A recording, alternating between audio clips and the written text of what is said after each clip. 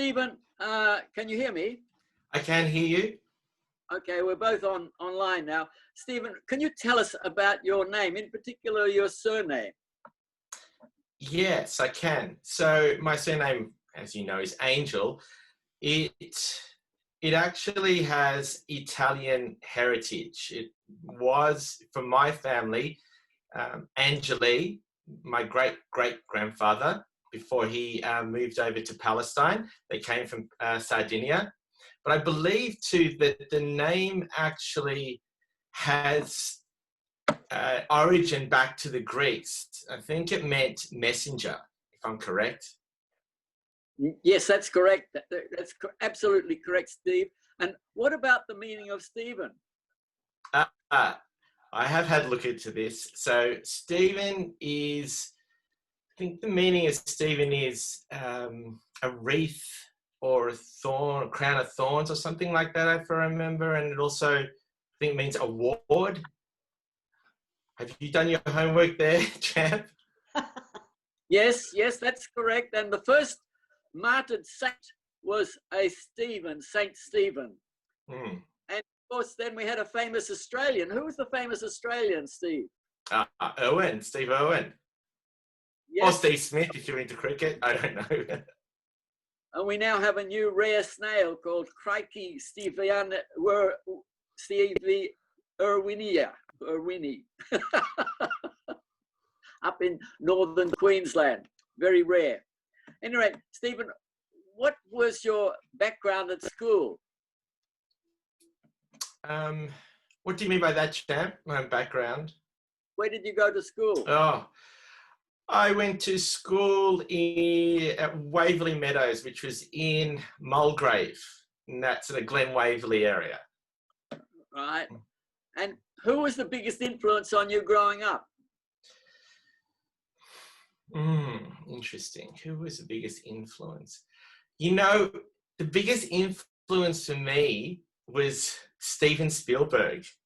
It seems odd, but I fell in love with E.T. as a child.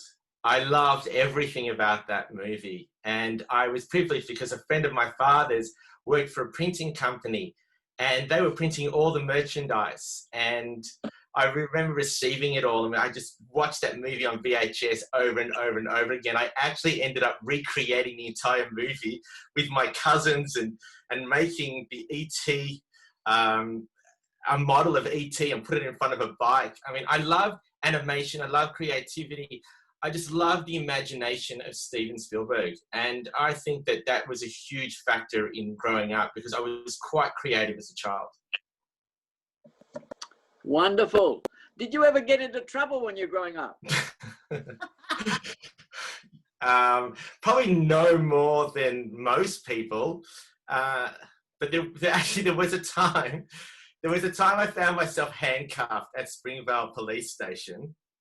I was about 15 years of age and I was staying at my cousin's place and I had no idea what was going on. But my cousin said to me, Steve, let's go down to the local go-kart shop because we've got our go-karts there and we're getting them repaired. And I went, yeah, cool, no worries. So I go there with his friend Dimitri and we're waiting around in the workshop and we're waiting. I thought they were asking lots of weird questions of my cousin and Dimitri. I felt like they were stalling. And anyway, I just sort of kept to myself. And before I knew it, 2 cop cars came up to the front of the workshop, came in and arrested all 3 of us because the bikes that my cousin was waiting to pick up, they had stolen. And so they had reported the plates on the go-karts and they stole them. So I ended up in the back of a divvy van going to Springvale Police Station. And I kept telling them, I know nothing. I don't know what's going on. They refused to believe me. So they handcuffed me while I went and interviewed my cousin and his friend Dimitri. And, you know, I'm very impressed with my cousin, but, you know, he really should have told me all of this beforehand. But he said to the policeman, I'm not going to answer any more questions until you release my cousin. He knows nothing. And this is several hours later.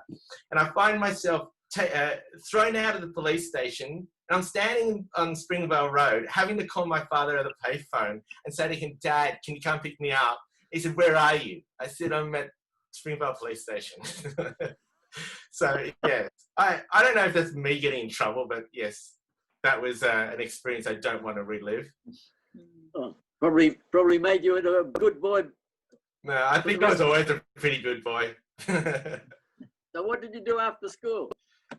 After school, well, I did the right thing. I went to uni, studied marketing, and then I worked for telecom for a year. It was just a part-time job that ended up being there for a year. And then I left and went to Japan and lived in Japan for a year. It was in Osaka. The reason I went there was because I was studying Japanese at the time, but I failed Japanese, mainly because here's where I wasn't a good boy. I was spending too much time partying in my first year of uni, doing, things I probably shouldn't have been doing, but I had a great time, but I just couldn't study, and I certainly could not learn a language like Japanese. So my teacher actually asked me to leave. And I said to myself, when I finish university, I'm going to go to Japan and learn Japanese for myself. And that's what I ended up doing. And then, the rest went from there. Got a marketing job when I got back, an opportunity to work in New York again when I was 25, and started an own business. And, there's more to the story, but I'm here now at 49. And so when did you when and where and why did you first go to a Toastmasters meeting? I know it was December 2015, and the reason why I went was I always knew I wanted to speak better. I wanted to be more confident, to be honest. I wanted to be able to have impact when I spoke. I always felt like I never spoke very well when I was around people. It made me very self-conscious. And I remember seeing this speaker on stage once, and I was doing like a crewing for a personal development company. And I watched these two speakers on stage, a husband and wife. They were called the Montanas. And I absolutely loved them. I just thought they were mesmerizing. I watched how they commanded the room. I loved the way they just shared their information, their message. And I just absolutely loved it. And I said to myself, one day I want to do that. I'd love to do that. And so I went to Tamara, the wife, and I said to her, I was really impressed by what you did. Can you share anything? Is there any advice that you could give me? What would you say to someone like me who wants to get into what you're doing? And I remember her distinctly just putting her hand on my arm and just saying, join Toastmasters. And I went, okay. So, and mind you, she was selling $10,000 personal development courses, and she's telling me to go to Toastmasters. So I did, and I logged on, like Jess did, found my local Toastmasters club, which thankfully at the time was across the road from my house. So I had no excuse. So I had to go.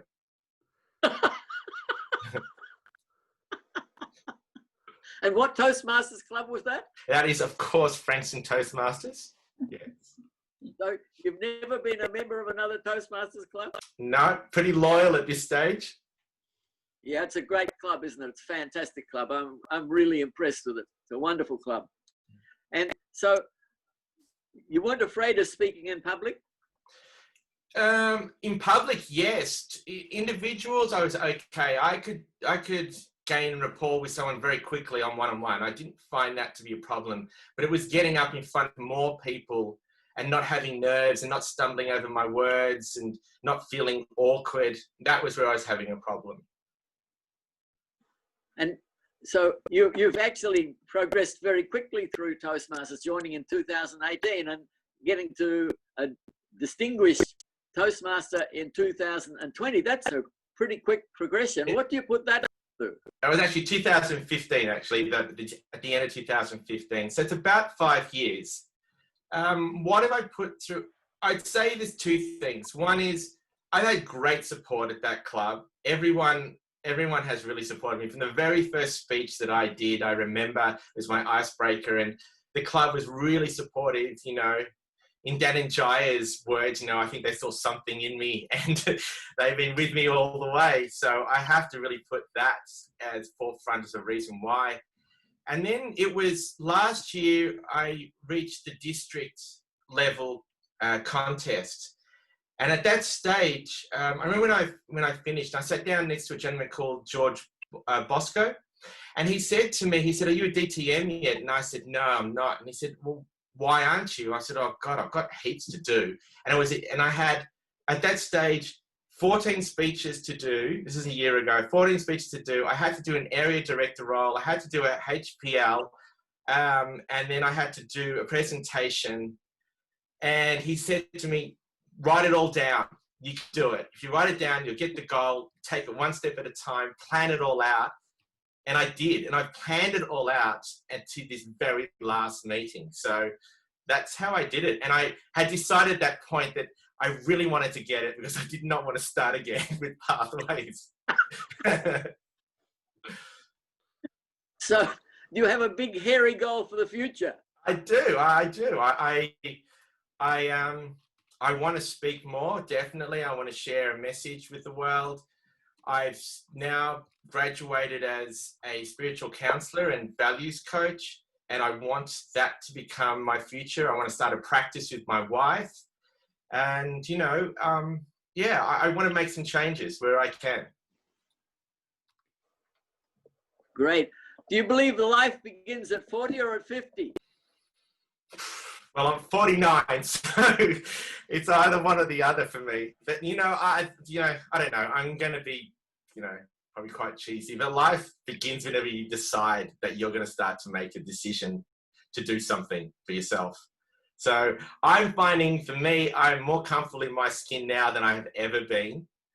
So for me, I feel like now is the time to go for that big, hairy, audacious goal. And your very audacious goal? I would love to, as I said, all the things that I mentioned, but I would really love to somehow affect education, especially for children. I think it's really important that we look at the way that we're educating children, because those years are really, really important. And I don't think that they're getting the skills and life skills that they really need. And I think you need more and more people involved in the way that we raise them and have them look at the world and their place in it. And that is massive. I don't know what I'm going to do, but if I can make just a dent in that, that would be a great legacy. And how can we help you? Sorry, Champ. I'm loving this. I'm loving the interview, but I am aware of the time too, and we're a couple of minutes over. So we may have to wrap it up there, or if you've got one last question, then we can do that. That's the last question is, how can we help you in your goal?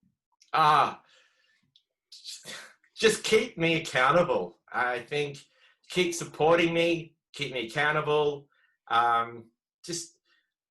What you've been doing has been fantastic. I mean, I've never felt a more supportive community around me, and I think that is kind of the reason why I've got to where I've got to as quickly as I have. You need people around you, so keep doing what you're doing. Thank you, Stephen. You've been a great interviewee. Thank you so much. Thank you, Champ. That was great.